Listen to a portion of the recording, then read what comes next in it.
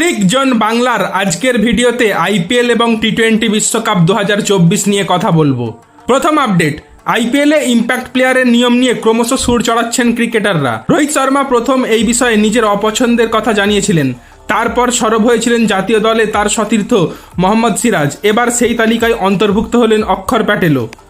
এক সাক্ষাৎকারে অক্ষর বলেছেন, একজন অলরাউন্ডার হিসেবে আমি অনুভব করি যে ইম্প্যাক্ট প্লেয়ারের নিয়মে একজন অলরাউন্ডারের গুরুত্ব কমে যাচ্ছে। তাদের ভূমিকা বিপদের মুখেই। প্রতিটি দলই একজন খাঁটি ব্যাটার বা একজন খাঁটি বোলার খেলাতে চাই।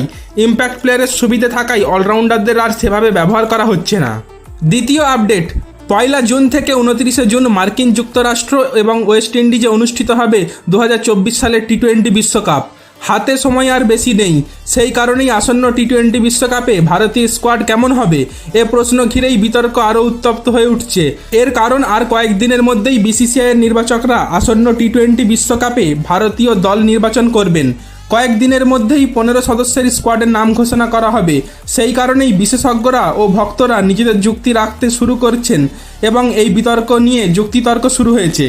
2024 সালের টি20 বিশ্বকাপের জন্য কেমন হবে ভারতীয় দল, এই বিতর্কে যোগ দিয়েছেন ভারতের প্রাক্তন ওপেনার নবজোৎ সিং সিধু। তিনি ভারতের প্রধান হেড কোচ রাহুল দ্রাবিড়কে একটি পরামর্শ দিয়েছেন। এক ভক্তের প্রশ্নের উত্তরে সিধু বলেছেন, রাহুল দ্রাবিড়কে আমার সোজা পরামর্শ হলো যে আপনি যদি এই টুর্নামেন্ট জিততে চান তাহলে 5 জন উইকেট নেওয়ার বিশেষজ্ঞ বোলার রাখুন, এটাই সবথেকে সহজ কাজ। আপনাদের জানিয়ে রাখি, নিউ ইয়র্কে 5 জুন টি20 বিশ্বকাপের উদ্বোধনী ম্যাচে আয়ারল্যান্ডের মুখোমুখি হবে ভারত।